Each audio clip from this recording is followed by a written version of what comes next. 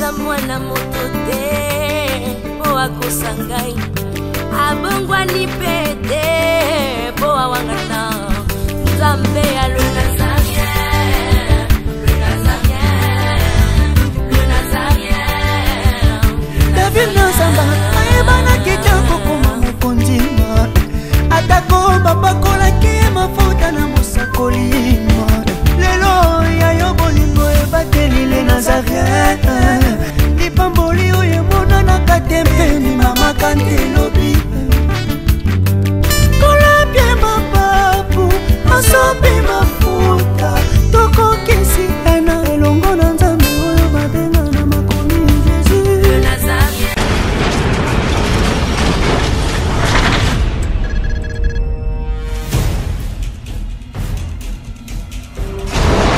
Pour vos annonces, vos prédications, vos clips, vos vidéos et autres, il y a qu'une seule adresse. N'hésitez pas à taper www.lesnazarins.com. En ces jours, nous sommes en pleine promotion.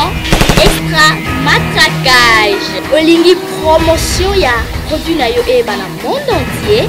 Olingi actualité, Olingi visibilité. Contactez les Nazarins. 100% chrétien, toujours vos amis.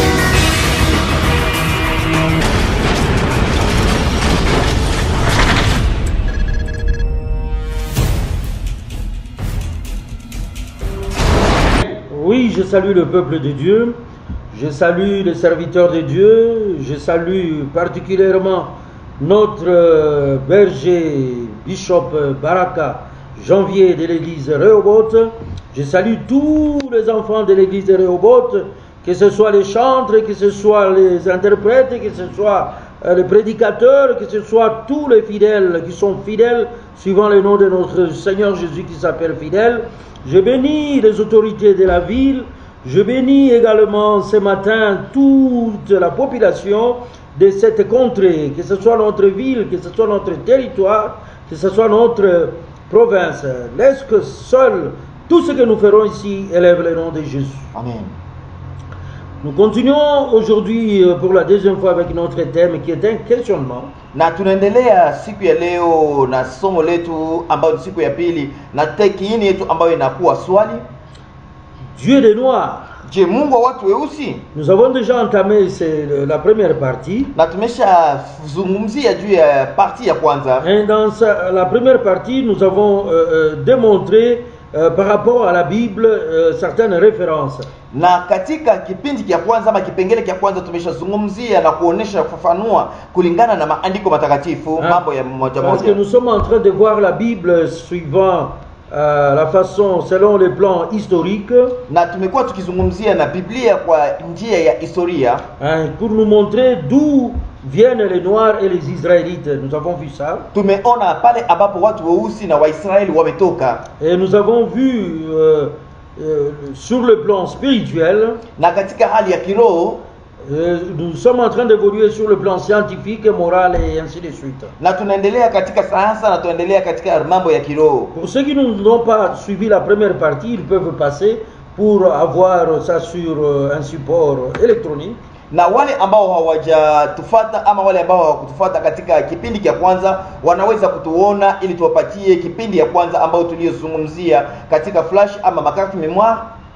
Ils peuvent passer à l'église de Rehoboth et voir le bishop Janvier Baraka. Wanaweza pita kwa kanisa la Vision de Rehoboth Malepe wamuone mchungaji Baraka Janvier naye atawaongoza namna gani mtapata. C'est dans la première partie où nous avons montré la source de l'homme noir. Na katika kipengele cha kwanza tuliona chemchem ama uanzilishi wa mtu mweusi. Et nous avons vu aussi la source d'Abraham, des Hébreux, des Israélites et de l'État d'Israël. Na tuliona pia katika kipindi hicho tuliona Abrahamu, Israel, Waibrania na Israeli nchi ambayo inakuwa wakati hii. Nous avons vu que tout est parti de Noé après le déluge. Na tumeona kwamba yote inatoka kwa Noa baada ya gharika. Et que en dehors de Noé, il n'y a pas eu encore d'autres hommes sur cette terre. Na nje ya Noa hakuna mtu mwingine katika ulimwengu huu. Et que toutes les races partent à partir de ces 8 personnes, Noé, sa femme et ses fils. Na rangi zote za watu zinatoka kuanzia Noa na wale watoto wake na mke wake. Oui, ainsi que les femmes de ses fils. Na wake wa wanawake. Et nous avons vu qu'il avait 3 fils, Sem, Cham et Japheth. Na tuliona alikuwa na watoto watatu, Sem, Cham na Yafeti. Et nous avons vu que les noirs viennent de Cham. Na tuliona kama watu weusi wametoka kwa Cham. Les blancs, qu'on appelle hommes blancs, viennent de Japheth. Na wale watu weupe ama wazungu wametoka kwa Yafet. Et Israël ainsi que les Arabes viennent de Sem. Na Israeli na Waarabu wametoka kwa Sem. C'est pourquoi on les appelle les Sémitiques. Na ndio kwa maana wanawaita Semitike. Et nous avons expliqué comme ça avec de preuves. Na tulizungumza hii tukisoma maandiko. Et nous avons vu comment Cham, qui est notre ancêtre, nous les noirs, Na tumeona kisi Cham ambaye ni babu wetu sisi watu weusi. Il a eu 4 enfants. Nous avons vu Canaan, Na alikuwa na watoto wanne ambao tuliona Kana, qui a été maudit par son grand-père Noé. ambaye alilaniwa na baba yake ama tate yake Noa. Et nous avons vu qu'il avait Cush. Na alikuwa na Kush. Cush, ça veut dire tout simplement Éthiopie. Na Kush maana yake tu Ethiopia. Et ça veut dire noir. Éthiopie, ça veut dire noir. Na Ethiopia ni kusema mtu mweusi. Et nous avons vu Mizraïm. Na tuliona Misraim. Et Mizraïm, ça veut dire tout simplement Égypte. Na Misraim inasemeka tu Misri. Et nous avons vu Put. Na tukaona mwingine Pute. Ah, ça, ce sont les enfants de Cham par lesquels les Noirs sont venus. Na hao ni wana wa Shamu, kwa njia yao ndio watu weusi walipatikana. Et nous avons vu qu'il y avait une autre source concernant les Hébreux. Na kulikuwa nyingine njia kuingana na Waebrania. Ah, nous avons dit que leur ancêtre c'est Héber. Na tulisema mzazi wao ama tatekuu wao ni Eber. D'où vient le mot hébreu. Na hapo ndipo kumetoka jina Ebre. Qui est l'arrière-petit-fils de Sem, ambaye amekuwa mjukuu wa Sem, le premier fils de Noé. mtoto wa kwanza wa Noa. Et ainsi de suite, on a évolué jusqu'à arriver chez Terah. Na tukaendelea mpaka tukafika kwa Tera. Terah qui est le père d'Abraham. Ambaye ni baba wa Abraham. Et que Terah a mis 3 fils au monde. Na Tera alizaa watoto watatu katika dunia hii. L'aîné c'était Abraham. Wa kwanza alikuwa Abraham. Le deuxième était Nahor. Wa pili alikuwa Nashor. Et le troisième était Anan.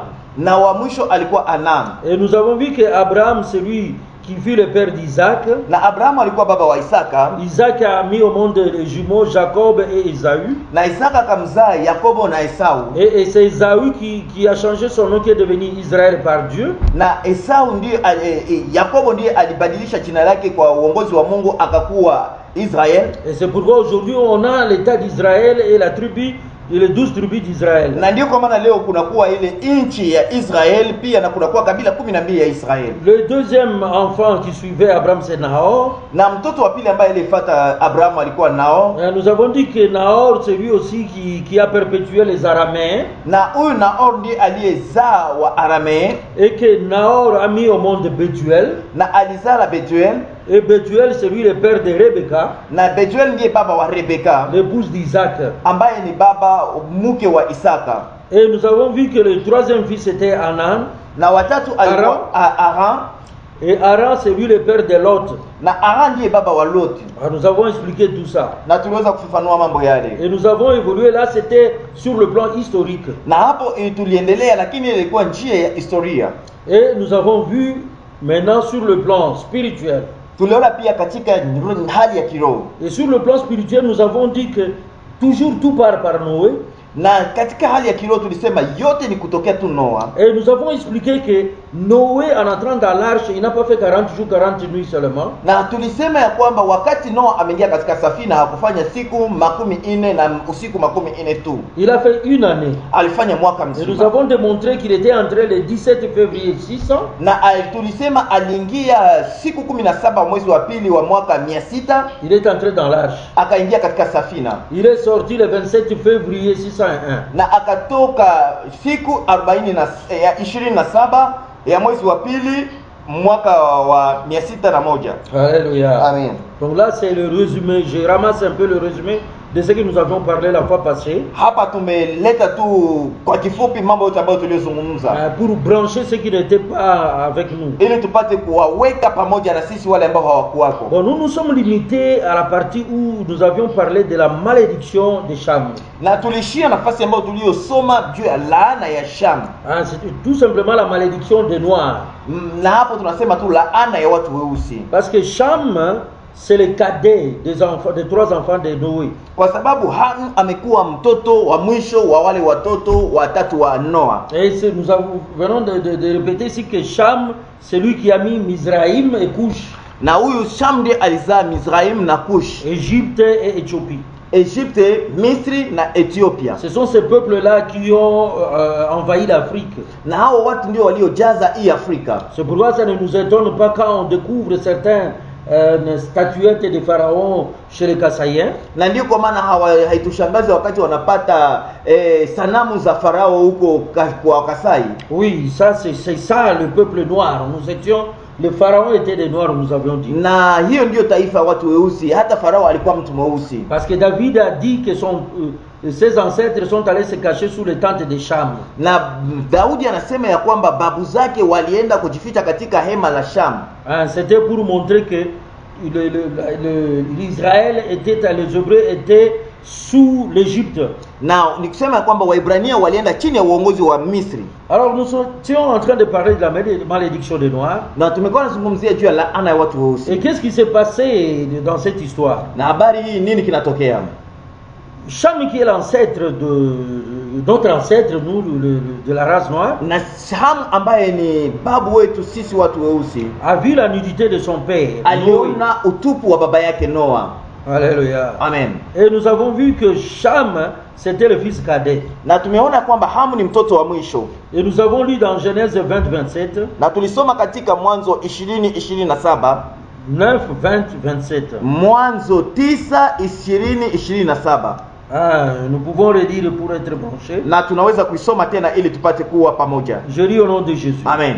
Noé commença à cultiver la terre Na Noa akaanza kulima et planta de la vigne. na akaanza panda mzabibu. Il but du vin, Akanywa mvinyo, s'enivra, akalewa se découvrit au milieu de sa tente. na akabaki uchi katika hema yake. Cham, père de Canaan, Ham baba yake na Kanana vit la nudité de son père akaona utupu wa baba yake, et il les rapporta dehors à ses 2 frères. akaenda kuambia ndugu zake. Alors Sem et Japheth prirent le manteau, Sem na Yafeti wakakamata vazi, les mirent sur les épaules, wakaiweka kwenye mabega, marchèrent à reculons wakatembea wakirudi nyuma et nyuma, couvrirent la nudité de leur père. wakafika utupu wa baba yao. Comme leur visage était détourné, Na gisi nyuso zao zilikuwa ils zimegeuka, ne virent point la nudité de leur père. hawakuona utupu wa baba yao. Lorsque Noé se réveilla de son vin, Na wakati Noa aliamka toka ulevi, il apprit ce que lui avait fait son fils cadet, akaelewa kile alichomtendea mwanaye wa mwisho Cham donc.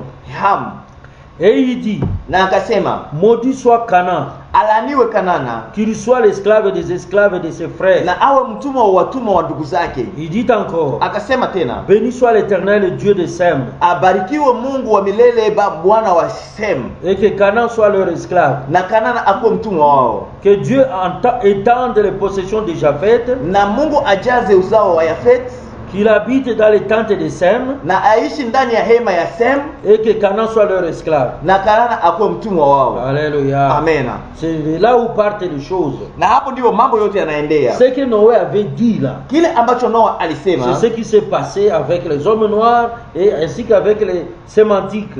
na hii ndio iliyopitika katika watu weusi na watu wa Sem, Avec les sémites, j'allais dire. watu wa Sem. Alors, la bénédiction de ces 2 fils-là, Japheth, le deuxième, et de Sem, l'aîné, Na baraka za watoto wawili, mzaliwa wa kwanza na wa pili, et la malédiction sur Canaan, na laana juu ya Kanana, fils de Cham, le cadet. mtoto wa Sham ambaye ni mzaliwa wa mwisho. Oui, parce que Abraham ne voulait pas maudire les fruits de ses entrailles, Cham directement. Noa hakupenda kulaani uzalio wake ambaye imetoka katika viuno vyake mara moja. Il a maudit son petit-fils. Alilaani mjukuu wake, Et cela est entré dans le sang. na ile iliingia katika damu, Et c'est parti sur toute la descendance de Cham. na ilienda katika uzao wote wa Ham. Alléluia. Amen. Et cela ont eu de l'impact très significatif sur la vie de tout le peuple à travers le monde. Na hii ilikuwa na matokeo ambayo ni ya kikamilifu katika uzalio wote wa duniani. Canaan était rendu esclave des esclaves de ses frères. Na Kanana alikuwa mtumwa wa watumwa wa ndugu zake. Parce que cela est dit au verset 25. Na kwa sababu ile imesemwa kwa mstari wa 25. Et il dit, Noé dit, maudit soit Canaan. Na Noa akasema alaniwe Kanana. Qu'il soit l'esclave des esclaves de ses frères. Akuwe mtumwa wa watumwa wa ndugu zake. Il est vraiment l'ancêtre des Africains. Yeye amekuwa mzazi wa watu wa Afrika. Et des autres peuples du Proche-Orient. Na pia watu wengine ambao wanakuwa kando kando ya Afrika. Et cela s'est concrétisé Na hii ilitokea par le commerce des esclaves et la colonisation. na ilitokea kwa kuuzisha watumwa pia na katika njia za kutawala watu. Vous voyez aujourd'hui, dans notre monde, les blancs ont pris le dessus sur nous. Na mnaona leo wazungu wametawala watu weusi Et les asiatiques ont pris le dessus sur nous. na watu wa Asia nao wamekamata pia utawala juu yetu. Ce sont les asiatiques, les arabes qui venaient nous prendre ici et allaient nous vendre aux Amériques. Na wale watu wa Arabu ndio waliokuwa wanakuja kututwala na kwenda kutuuzisha kwa wazungu. Alléluia. Amen. Donc, ce que Noé a prophétisé, ça s'est réalisé. Na kile ambacho Noa alitabiri kilitokea. Mais cela n'est pas un problème. Na hiyo sio tatizo. Cela ne veut pas dire que parce que nous avons connu ces choses, nous n'avons pas le même Dieu que le Dieu d'Abraham. Na kama hiyo sio kusema kwamba ikiwa yale yametokewa ni kusema sisi hatuna Mungu mmoja na Abraham. Pour dire que Dieu ne nous aime pas, non. Na sio kusema ya kwamba Mungu hatupende, hapana. Nous allons voir comment Dieu aime les noirs et comment il est merveilleux envers nous. Na tutaona namna gani Mungu amependa watu weusi na anakuwa na wema juu yetu. Là nous venons d'expliquer la malédiction des fils de Cham. Na hiyo tumezungumzia juu ya laana ya watoto wa Sham. Maintenant passons à la bénédiction des blancs, les fils de Japheth. Na tuende basi katika baraka ya watoto wa Yafet wazungu. Pour Japheth, Na kwa Yafet, l'ancêtre des occidentaux, ambaye anakuwa baba wa wazungu wa watu wa Ulaya, qu'on appelle les hommes blancs. ambao tunaita watu weupe wazungu. Parce que souvent les gens confondent, ils prennent les juifs comme des blancs, ils prennent des arabes comme des blancs, les asiatiques comme des blancs. Na leo watu wanachanganyisha mambo, wanakamata wazungu wanawafanya wamoja na Waarabu na watu wa Asia na watu wa Yahudi wa Yuda.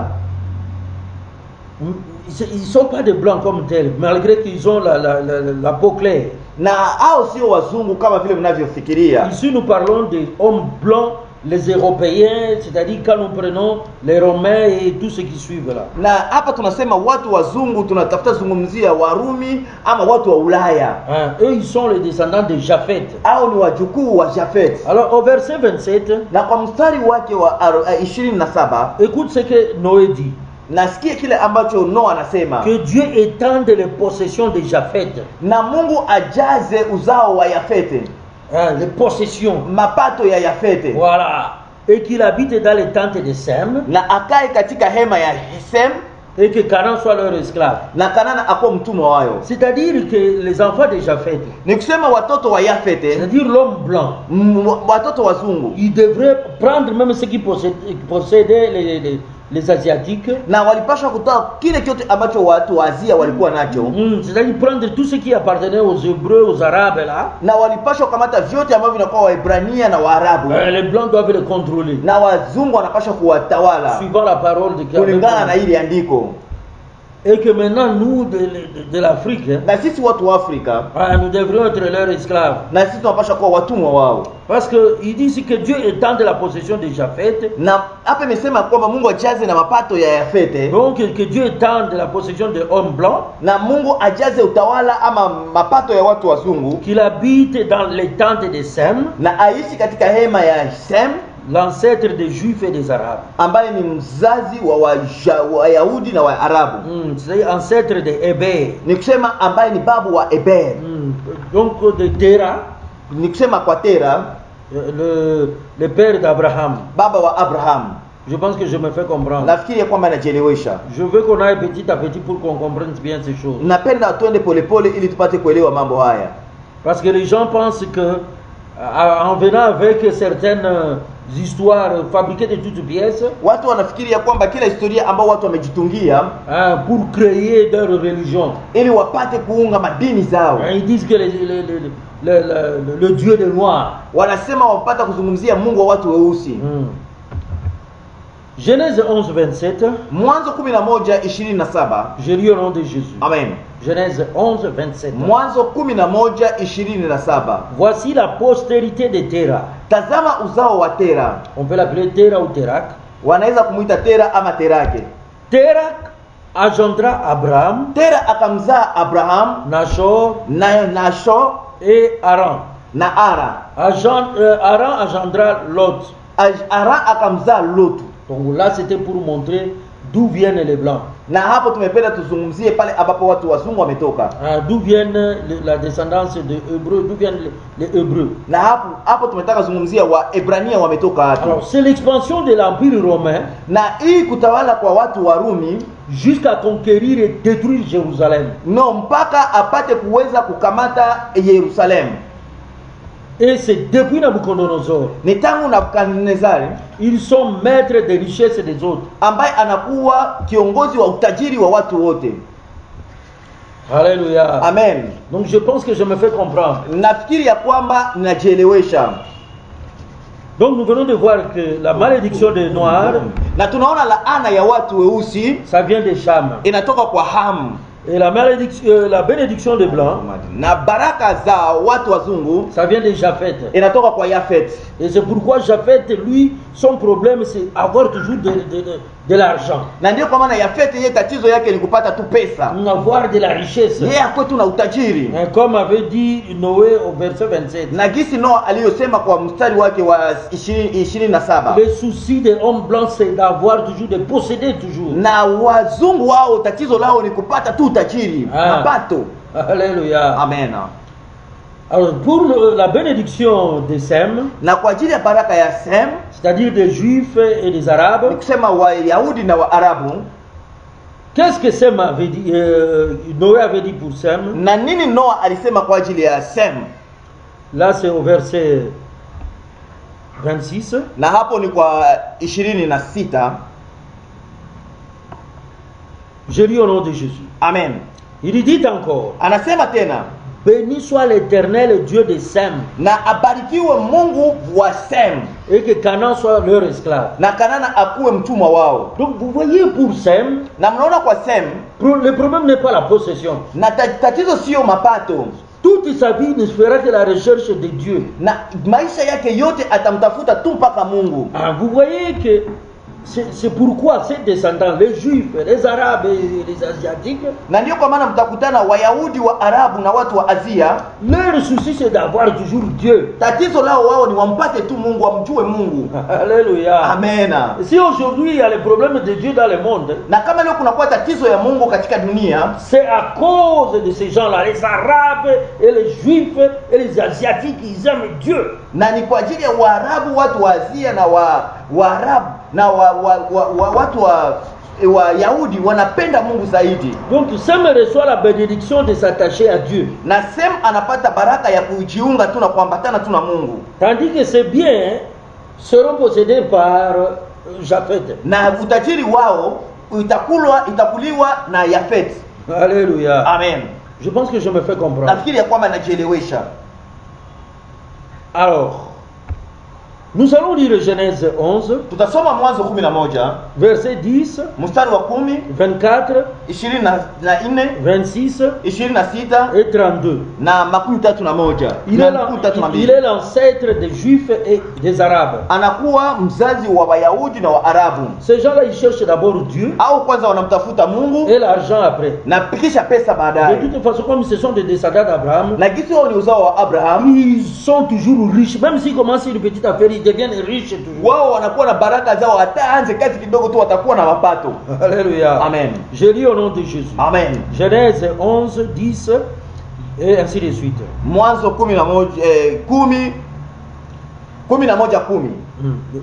Voici la postérité de Sem. Tazama uzao wa Sem. Sem, âgé de 100 ans, Na Sem wakati alipokuwa na miaka 100 engendra Arpachshad akazaa Arpachshad 2 ans après le déluge. miaka 2 baada ya gharika. Verset 24. 24. Nashor, Nashor ou Nahor, ama Naor âgé de 29 ans, alipokuwa na miaka 29 engendra Terah. akamzaa Tera. Alléluia. Amen. Verset 26. 26. Terah, âgé de 70 ans, Tera wakati alipoeneza miaka 70 engendra Abraham, akamzaa Abraham, Nashor et Haran. Nashor na Aram. Vous voyez ça? Naona hapo. Verset 32. 32. Les jours de Terah furent de 250 ans. Na siku za Tera za maisha ilikuwa miaka 250. Alléluia. Amen. Donc nous voyons que Terah vient de qui? Na tunaona kama Tera anatoka kwa nani? De Sem. Kutoka kwa Sem. Or Terah c'est le papa d'Abraham. Na japo Tera ni baba wa Abraham. Ces choses, hein, Na haya mambo c'est difficile qu'on enseigne à l'église. ni vigumu kuifundisha kanisani. Parce que ce n'est pas dans le cadre spirituel, c'est l'histoire biblique et hébraïque. Na sio mambo ya kiroho, ni historia ya Biblia na ya Waibrania. Donc Noé avait la révélation que Dieu se manifestera dans la descendance de Sem Na Noa alikuwa na ufunuo kusema ya kwamba Mungu atajionyesha katika uzao wa Sem pour sauver l'humanité. ili apate kuokoa dunia. C'est pourquoi il a dit, béni soit le Dieu de Sem. Na ndio kwa maana alisema abarikiwe Mungu wa Sem. Donc le problème de Sem, c'était de rester en contact avec Dieu. Na tatizo ya Sem ilikuwa tu abakie na wasiliano mzuri na Mungu. C'est pourquoi vous verrez que les Juifs et les Arabes et les Asiatiques cherchent par tous les moyens d'être en contact avec Dieu. Na ndio kwa maana utakutana Wayahudi, wa Arabu na watu wa Asia wanatafuta tu njia zote wapate kuwa na uhusiano mzuri na Mungu.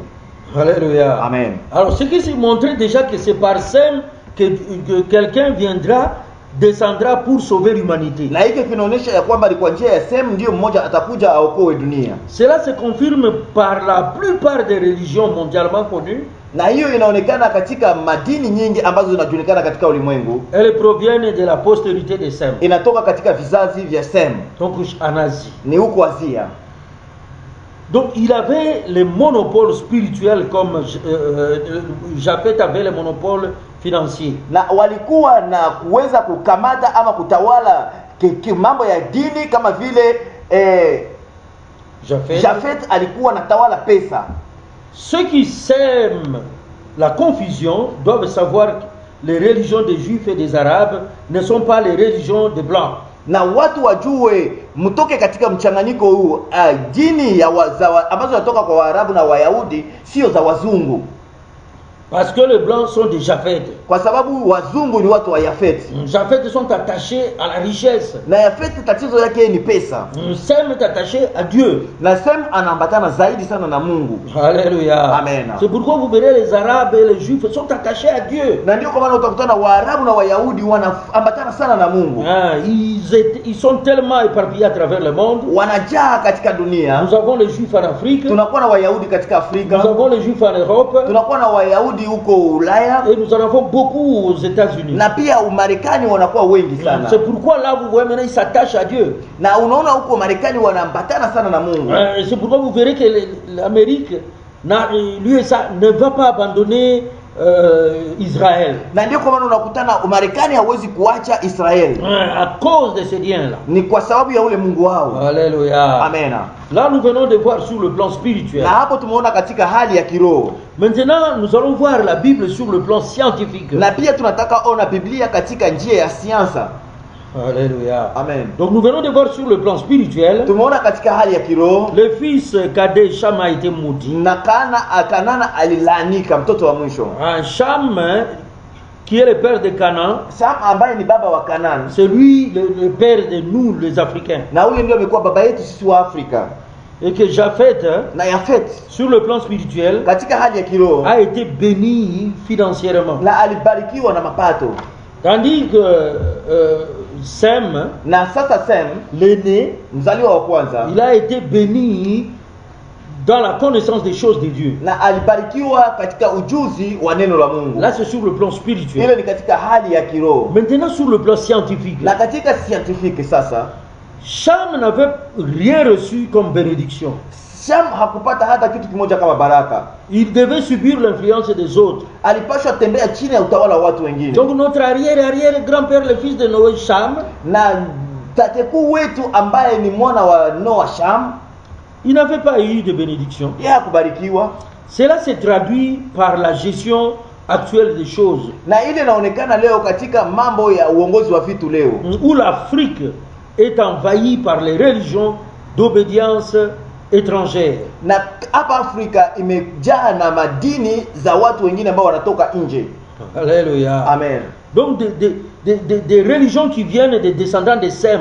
Na ambayo ni madini zimetoka katika uzao wa Sem. Donc Cham est en train de subir les religions que Sem a apportées. Na Sham iko na beba dini za Yafet ambayo Que Sem a apporté. Sem ambaye alibeba.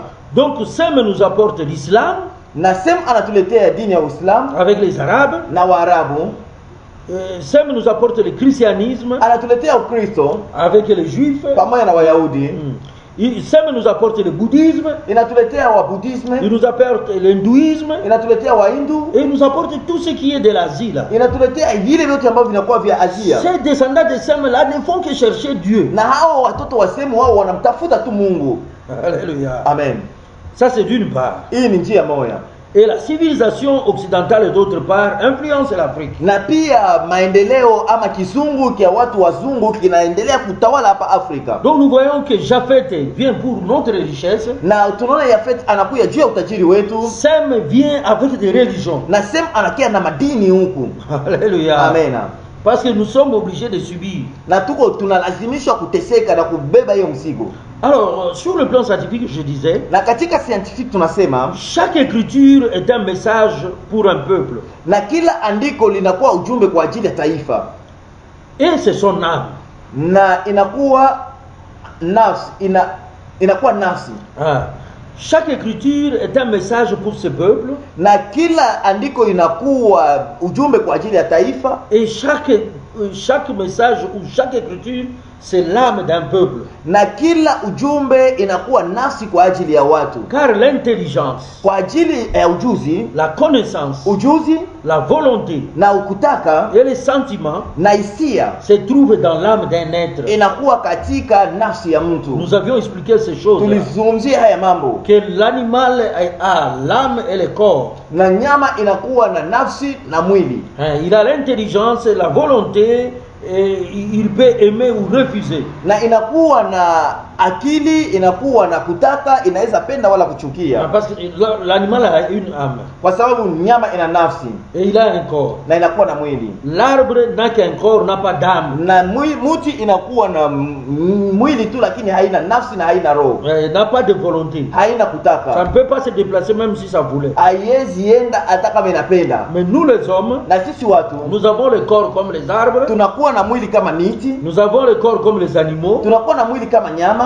nous avons l'âme comme l'animal. tunakuwa na nafsi kama vile nyama, Mais ce que nous avons en plus par rapport à l'animal, c'est l'esprit. na kile ambacho tunazidia nyama ni roho, Parce que l'esprit, c'est ce qui nous met en contact avec Dieu. na hiyo roho ndio inatuweka na uhusiano na Mungu, Avec Dieu ou avec toute divinité. na Mungu ama na uungu wote.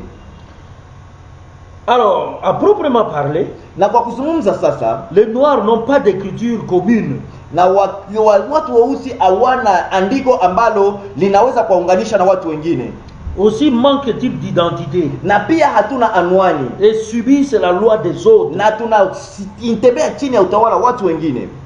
Alléluia. Amen. Quand vous allez en Asie, Kama mnaenda Asia, le peuple d'Asie, chaque peuple a son écriture. na kila taifa inakuwa na andiko yao, Les Hébreux ont leur langue, l'hébreu et leur écriture. na Waebrania wanakuwa na lugha yao, pia wanakuwa na mwandiko wao. Les Arabes ont leur langue et leur écriture. Waarabu wanakuwa na lugha yao, wanakuwa na mwandiko yao. Les Chinois ont leur langue et leur écriture. Washinwa wanakuwa na lugha yao na mwandiko Et wao. quand tu évolues là partout à l'Asie, chacun a son écriture et sa langue. Na unaenda huko Asia, kila mtu anakuwa na lugha yake na nani mwandiko wake. Alors, quelle est l'écriture des Noirs? Na watu weusi mwandiko wao ni nini? J'ai vu qu'on a essayé de montrer quelque chose là. Na niliona walijaribu kuonesha kitu moja fulani. L'écriture des Noirs vers le Bas-Congo. Na lugha ama mwandiko wa watu weusi huko Bas-Congo.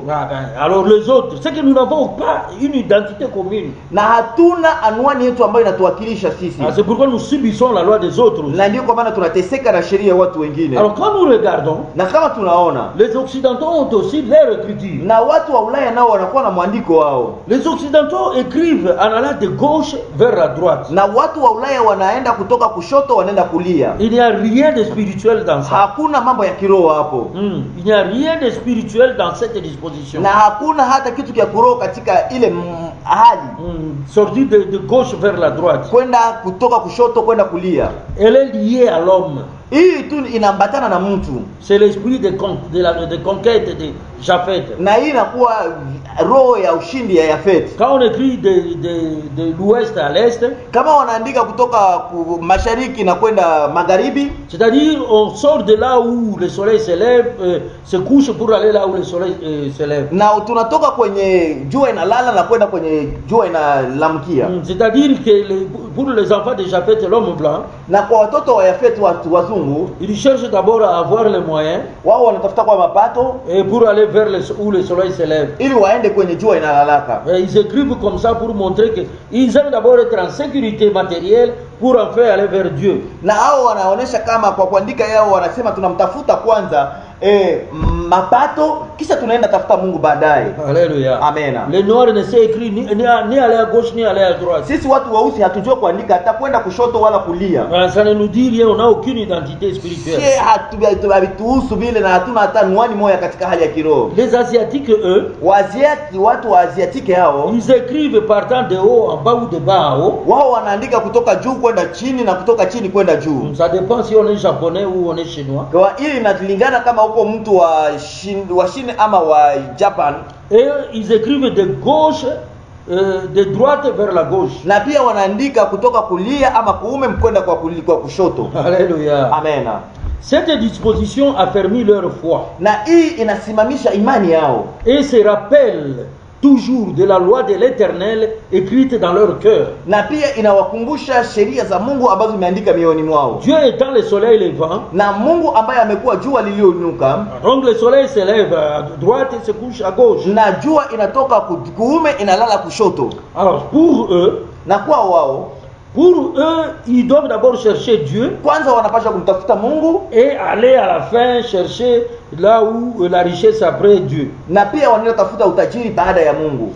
Alors cette catégorisation permet de nous identifier. Na hii hali inaturuhusu kupata kuwakilishwa par rapport à nos origines. Kuanzia kuchemchemu yetu ama msingi wetu. Et ça nous montre les esprits qui animent le peuple. Na pia inatuonesha roho ambazo zinazotawala watu. Alléluia. Amen. Je pense que je me fais comprendre. Nafikiri ya kwamba najelewesha.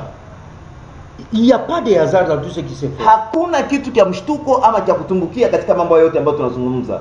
Ce qui est bon, nous dirons tant mieux. Na kile ambacho kinakuwa kizuri tunaweza sema ni afadhali. Le temps est venu pour l'Éternel Dieu. Na wakati imekuja kwa Mungu de mettre un terme à cette domination des uns vis-à-vis des autres. Ni ya kutia mwisho katika utawala wa wamoja kutawala wengine. Et de libérer la postérité des Cham. Na apate kuokoa uzao wa Sham. C'est-à-dire les Noirs, les Africains et consorts. Na watu weusi na watu wa Afrika na wengine wote. Les libérer de la malédiction. Na kuwatosha chini ya laana. En accordant à tout le peuple sans distinction la même grâce. Na kupatia kila taifa yote bila mchaguo neema moja. Alléluia. Amen. Il est bon notre Dieu. Huyu Mungu wetu ni mwema.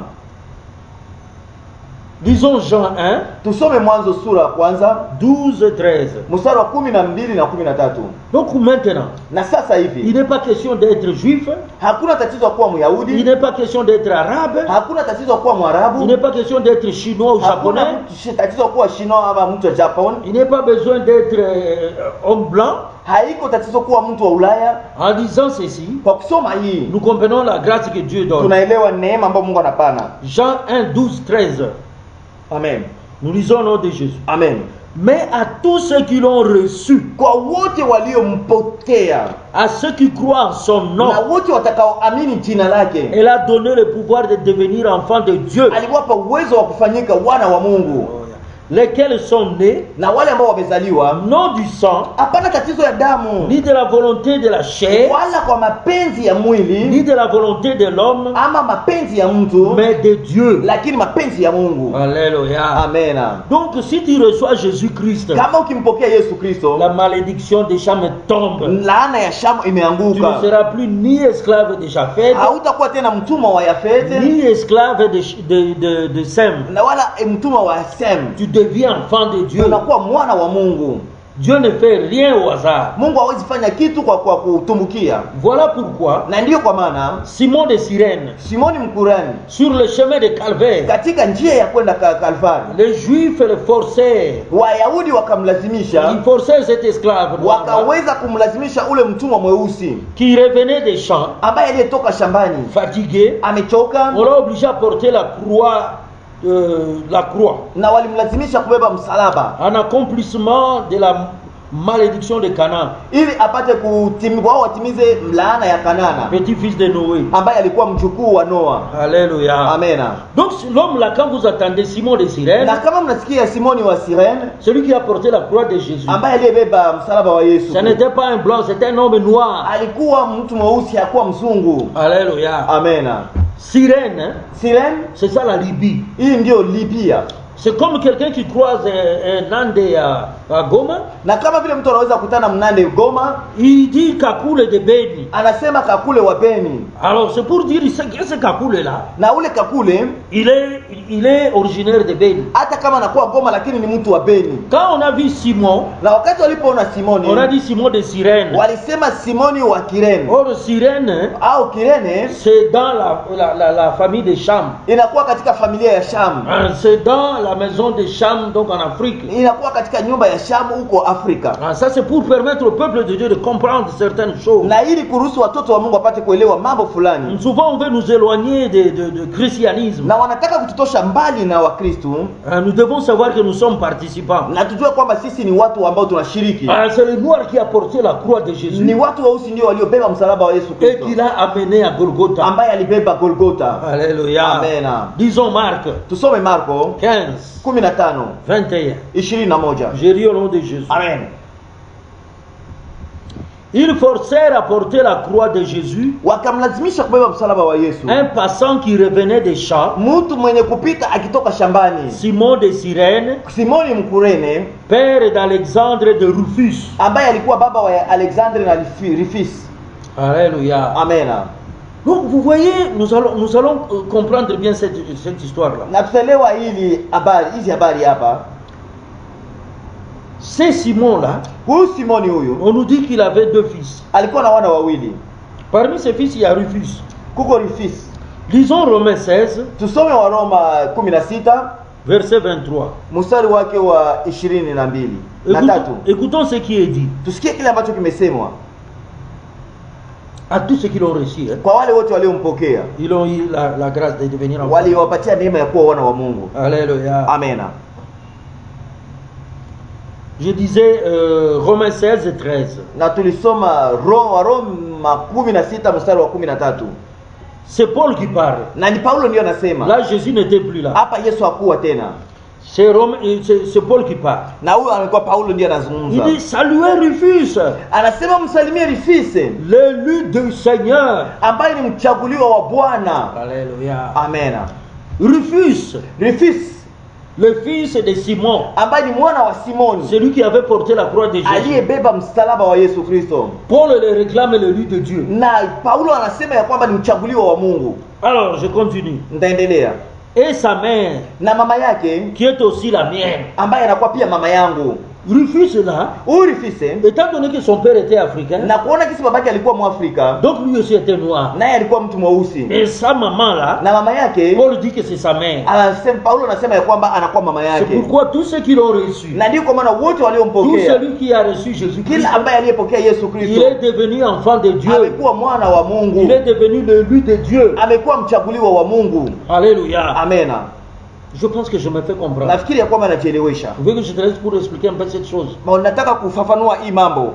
Kama mnaona watu wanatafuta kutubeba mbali na dini ya Kikristo na katika ibada za Wakristo, Hiyo tu ni vitu vya kututia kando, lakini ni pasipo kujua, kwa sababu watu hawakuwa na ujuzi, ndio kwa maana wanatia mbali. Lakini tunataka kuambia ya kwamba sisi wote ambao tuliopokea Yesu Kristo, hakuna tena mtu mweusi, hakuna tena mtumwa, hakuna tena wakutiwa kando. Kama watatia kohani wa Myahudi, wanatia kohani ya Mkongomani. Kama watatia kohani wa Mroma, wanatia kohani wa Mnandi. Kila mtu ana uhuru wa kutumikia Mungu katika kazi ya Mungu. Kwa kila wote aliyempokea amepewa uwezo wa kuwa mwana wake. Hapana juu ya damu ya Sem, hapana juu ya damu ya Abrahamu, hapana juu ya damu ya mtu fulani, lakini kwa mapenzi ya Mungu. Ni kusema ya kwamba watu weusi, wazungu, Waarabu, Washinwa, sote tumekuwa mtu mmoja kwa ajili ya damu ya Yesu Kristo. Tunakuwa na uhuru ya kufanya kazi ya Mungu. Amen. Amen. Donc Rufus, ça veut dire rouge. Rufus maana yake rouge. C'est lui l'élu de Dieu. Ambaye amekuwa mchaguliwa wa Mungu. C'est ce que son père a fait. Kwa ajili ya kazi yenye babake alifanya. Simon portant la croix de Jésus-Christ. Na Simoni kubeba msalaba wa Yesu Kristo. Jusqu'à Golgotha en suivant Jésus derrière. Na kuwa mpaka Golgotha akiwa nyuma ya Yesu Kristo. Étant esclave de la lignée de Cham. Ambaye alikuwa mtumwa kwa njia ya Sham. En portant la croix de Jésus. Kwa kubeba msalaba wa Yesu Kristo. Il était rendu semblable à son maître. Alikuwa sawa sawa na Bwana wake. De sorte que Christ, na kusema Kristo ressuscité, ambaye amefufuka, il amena avec lui les esclaves, alikuwa pamoja na watumwa, et les rendit semblables à lui dans sa gloire. Na akakuwa sawa sawa nao katika utukufu wake. Alléluia. Amen. Est-ce que je me fais comprendre là? Amen. Ce noir, en portant la croix de Christ, est devenu sacrificateur suivant l'ordre de la nouvelle alliance par Jésus-Christ. Parce que Jésus, nous avons dit, en portant sa croix, il était sacrificateur. Car le sacrificateur, c'est celui qui porte la charge. C'est pourquoi nous avions dit que dans l'ancienne alliance, la partie qui était réservée au sacrificateur, c'était la mâchoire, l'épaule et l'estomac. C'est ce qui était réservé au sacrificateur. La mâchoire pour parler, les épaules pour porter la charge, et l'estomac pour tout digérer. Alléluia. Amen. Alors Jésus-Christ, en portant la charge sur son épaule, il était sacrificateur. Amen. Il ne pouvait pas mourir. Il devrait se débarrasser de cette charge. C'est pourquoi il a pris sa charge, il a donné à un homme. Ce n'était pas n'importe quel homme. Ce n'était pas un blanc, je le mets de type. C'était un noir. Et c'est ce noir qui a porté la croix de Jésus. Il est devenu sacrificateur. Aujourd'hui, on ne va pas nous dire que nous les noirs, nous ne sommes pas dignes d'être chrétiens. Parce que nous avons porté la croix de Jésus. Alléluia. Amen. Je pense que je me fais comprendre.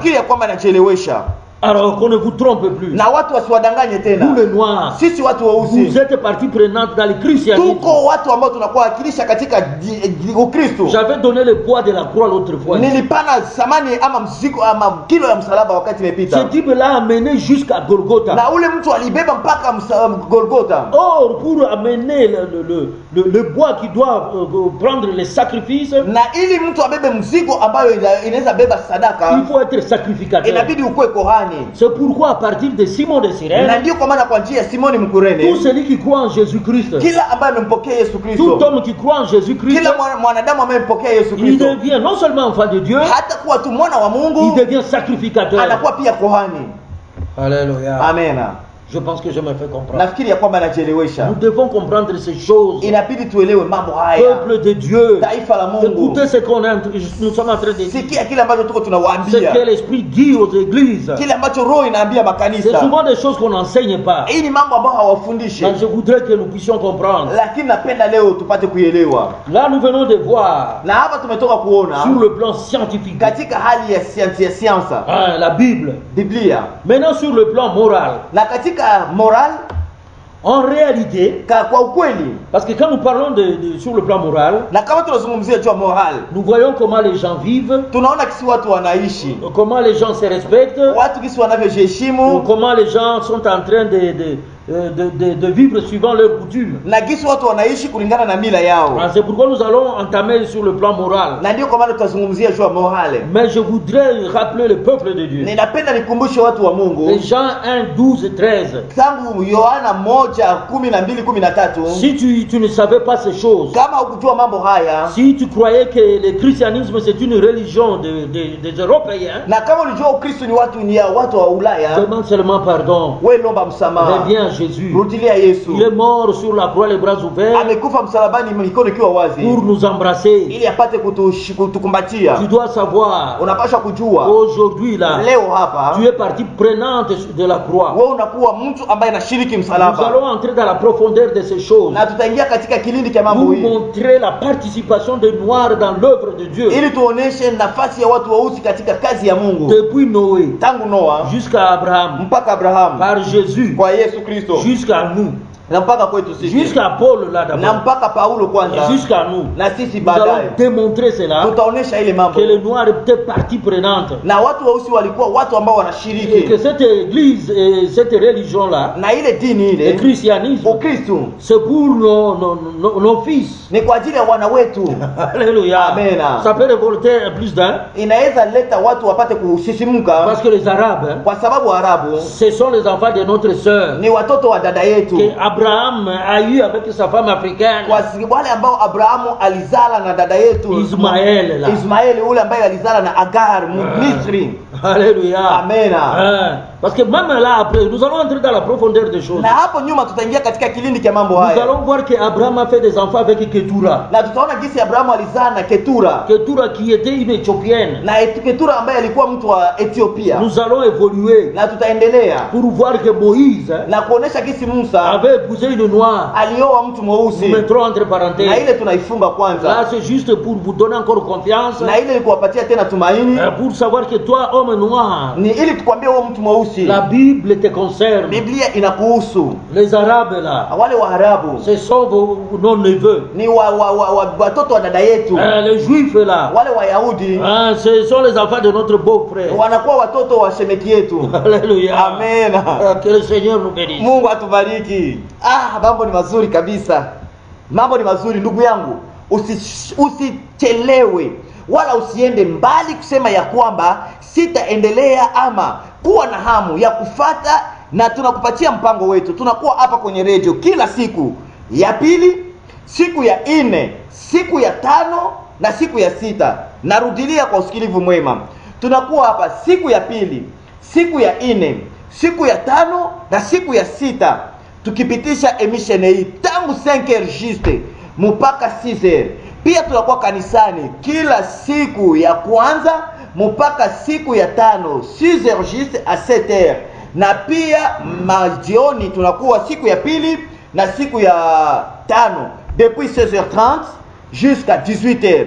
Ukipenda mafundisho haya tutakupatia bure, kuja tu na flash yako na tupate kuzungumza. Basi pokea namba zetu za simu 09 91 28 21 53, 09 91 28 21 53, 089 57 59 155, 089 57 59 155. Basi ukipenda kumpigia mchungaji Janvier Baraka, umpigie kwa namba hii 09 99 30 80 53, 09 99 30 80 53. Wewe utupigie hapo, uje tuonane tuzungumze. Hivi basi tunamkaribisha Baba Musa apate kuomba. Karibu. Je bénis ta parole, Saint-Esprit. Je bénis ton nom, Jésus-Christ. Je bénis tout ce qui vient de sortir ce matin, Seigneur.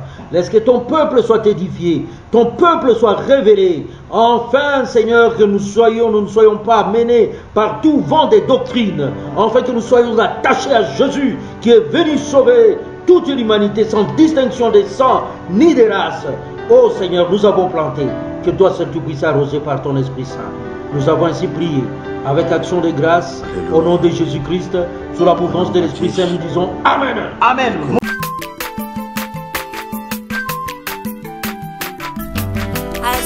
na moto te po akosa ngai abongwani pete po awangana Nzambe ya le Nazarien, le Nazarien, le Nazarien, David Nazamba